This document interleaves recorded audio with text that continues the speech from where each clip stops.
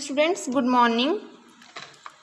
Today we will learn our subject science, class 10th and chapter number 2nd. ठीक है? So let's start. You have learned in the previous class that the sour and bitter taste of food are due to acid bases respectively present in them. ਕਹਿੰਦੇ ਪਿਛਲੀਆਂ classes ਦੇ ਵਿੱਚ ਪੜ੍ਹ ਕੇ ਆਏ ਜਿਹੜਾ ਖੱਟਾ ਤੇ ਕੋੜਾ ਟੇਸਟ ਹੁੰਦਾ ਆਪਣੇ ਖਾਣੇ ਦਾ ਉਹ ਕਿਆ ਹੁੰਦਾ ਕਿਉਂਕਿ ਉਹਨਾਂ ਵਿੱਚ ਐਸਿਡ ਦੇ ਬੇਸ ਪ੍ਰੈਜ਼ੈਂਟ ਹੁੰਦੇ ਆ. If someone in the family is suffering from the problem of acidity after overeating, ਕਹਿੰਦੇ ਜਦੋਂ ਕੋਈ ਆਪਣੇ ਪਰਿਵਾਰ ਦਾ ਕੋਈ ਮੈਂਬਰ ਬਹੁਤ ਜ਼ਿਆਦਾ ਖਾ ਲੈਂਦਾ ਅਤੇ ਕਹਿੰਦੇ ਫਿਰ ਉਹਨੂੰ ਪ੍ਰੋਬਲਮ ਹੁੰਦੀ ਹੈ ਐਸੀਡਿਟੀ ਦੀ ਜਿਹਨੂੰ ਆਪਾਂ ਕਹਿੰਦੇ ਹਾਂ ਤੇਜ਼ਾਬ ਦੀ. Which of the following would you suggest as a remedy? Lemon juice, vinegar or baking soda solution. ਕਹਿੰਦੇ ਤੁਸੀਂ ਉਹਨਾਂ ਨੂੰ ਕੀ ਸੁਜੈਸਟ ਕਰੋਗੇ ਐਟ ਅ ਟਾਈਮ ਲੈਣ ਲਈ? ਕਿਹਦਾ ਜੂਸ ਮਤਲਬ ਨਿੰਬੂ ਪਾਣੀ ਲੈਣ ਲਈ ਕਹੋਗੇ ਜਾਂ ਵਿਨੀਗਰ ਕਹੋਗੇ ਜਾਂ ਬੇਕਿੰਗ ਸੋਡਾ ਕਹੋਗੇ? ਤੁਸੀਂ ਉਹਨਾਂ ਨੂੰ ਬੇਕਿੰਗ ਸੋਡਾ ਕਹੋਗੇ ਕਿ ਇਹ ਇੱਕ ਐਂਟੀ ਐਸਿਡ ਆ ਮਤਲਬ ਬੇਸਿਸ ਆ. ਠੀਕ ਹੈ, ਮਤਲਬ ਇਹ ਕਿਉਂ ਕਹਾਂਗੇ ਆਪਾਂ ਇਸ ਚੈਪਟਰ ਦੇ ਵਿੱਚ ਸਟੱਡੀ ਕਰਾਂਗੇ. ਇਸ ਚੈਪਟਰ ਦੇ ਵਿੱਚ ਆਪਾਂ ਟੋਟਲੀ ਸਟੱਡੀ ਕਰਾਂਗੇ ਐਸਿਡ ਬੇਸਿਸ ਬਾਰੇ. ਵਿਚ property did you think of while choosing the remedy? ਕਹਿੰਦੇ ਜਦੋਂ ਤੁਸੀਂ ਇੱਕਦਮ ਉਹਨਾਂ ਨੂੰ ਦਿੱਤਾ ਕਿ ਤੁਸੀਂ ਬੇਕਿੰਗ ਸੋਡਾ ਲਓ ਆਪਦੀ ਐਸੀਡਿਟੀ ਨੂੰ ਘੱਟ ਕਰਨ ਦੇ, ਕਹਿੰਦੇ ਤੁਸੀਂ ਕਿਹੜੀਆਂ ਉਹਨਾਂ ਦੀ ਪ੍ਰੋਪਰਟੀਜ਼ ਬਾਰੇ ਦੇਖਿਆ? Surely you must have used your knowledge about the availability of acid and bases nullify each other's effect.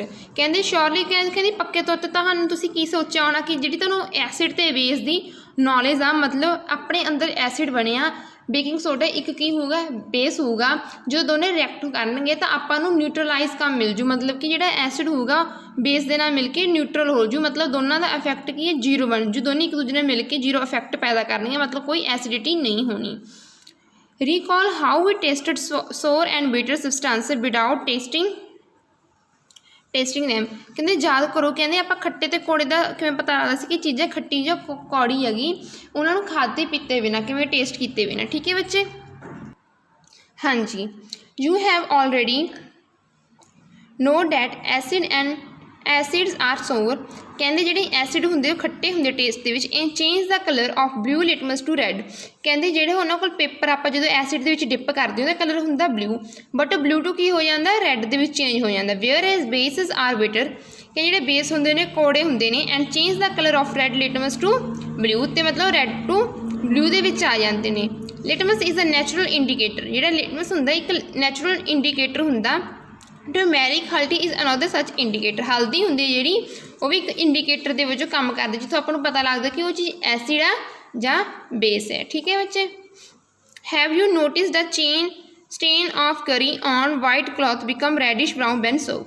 ਕਹਿੰਦੇ ਜਦੋਂ ਆਪਣੇ ਕੱਪੜੇ ਦੇ ਉੱਪਰ ਕੜੀ ਵਗੈਰਾ ਲੱਗ ਜਾਂਦੇ ਚਿੱਟੇ ਕੱਪੜੇ ਦੇ ਉੱਪਰ ਕਹਿੰਦੇ ਜਦੋਂ ਆਪਾਂ ਨੂੰ ਸਾਬਣ ਨਾਲ ਧੋਣੇ ਆ ਕਹਿੰਦੇ ਉਹਦਾ ਕਲਰ ਕੀ ਹੈ ਰੈਡਿਸ਼ ਬਰਾਊਨ ਹੋ ਜਾਂਦਾ. ਵਿਚ ਇਜ਼ ਬੇਸਿਸ ਇਨ ਨੇਚਰ ਕਿ ਜੋ ਕਿ ਬੇਸਿਸ ਬਣ ਜਾਂਦਾ ਨੇਚਰ ਦੇ ਵਿੱਚ. ਇਜ਼ ਸਕਰਬਡ ਔਨ ਇਟ ਜਦੋਂ ਕਿ ਆਪਾਂ ਨੂੰ ਧੋਣੇ ਆ. If it turns yellow again when the cloth is washed with plenty of water.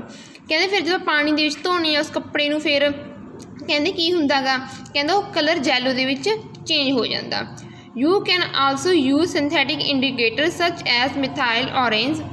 ਕਹਿੰਦੇ ਤੁਸੀਂ ਹੋਰ ਵੀ ਜਿਹੜੇ ਆਪਣੇ ਦੁਆਰਾ ਇਨਸਾਨਾਂ ਦੁਆਰਾ ਬਣਾਏ ਗਏ ਹੁੰਦੇ ਨੇ ਜਿਹੜੇ ਸਿੰਥੈਟਿਕ ਇੰਡੀਕੇਟਰਸ ਨੇ ਉਹ ਵੀ ਯੂਜ਼ ਕਰ ਸਕਦੇ ਹੋ ਜਿਵੇਂ ਕਿ methyl orange phenolphthalein to test acid and bases. ਕਹਿੰਦੇ ਇਹਨਾਂ ਦੇ ਐਸਿਡ ਅਤੇ ਬੇਸ ਨੂੰ ਟੈਸਟ ਕਰਨ ਲਈ ਤੁਸੀਂ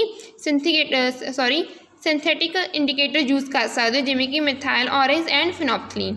ਇਨ this chapter we will study the reaction of acid and base how acid and bases cancel each other's effects and many more interesting things that we use see in our day to day life. ਕਹਿੰਦੇ ਇਸ chapter ਦੇ ਵਿੱਚ ਆਪਾਂ acid ਅਤੇ base ਨੂੰ ਬਾਰੇ study ਕਰਾਂਗੇ ਕਿਵੇਂ ਆਪਾਂ ਇਸ ਚੈਪਟਰ ਦੇ ਵਿੱਚ ਦੇਖਾਂਗੇ ਜਿਹੜੇ ਐਸਿਡ ਨੇ ਬੇਸ ਨਾਲ ਮਿਲ ਕੇ ਕਿਵੇਂ ਜ਼ੀਰੋ ਰਿਐਕਸ਼ਨ ਦਿੰਦੇ ਮਤਲਬ ਨਲੀਫਾਈ ਮਤਲਬ ਕੁਛ ਵੀ ਫਿਰ ਜਦੋਂ ਐਸਿਡ ਬੇਸ ਨਾਲ ਮਿਲ ਜਾਂਦਾ ਦੋਨਾਂ ਮਤਲਬ ਨਿਊਟਰਲ ਹੋ ਜਾਂਦੇ ਨੇ. ਨਲੀਫਾਈ ਰਿਐਕਸ਼ਨ ਮਤਲਬ ਕੋਈ ਖਾਸ ਮਤਲਬ ਰਿਜ਼ਲਟ ਤਾਂ ਦਿੰਦੇ ਨੇ ਮਤਲਬ ਦੂਜੇ ਦੇ ਇਫੈਕਟ ਨੂੰ ਘਟਾ ਦਿੰਦੇ ਨੇ ਜਾਂ ਬੰਦ ਕਰ ਦਿੰਦੇ ਨੇ. ਠੀਕ ਹੈ?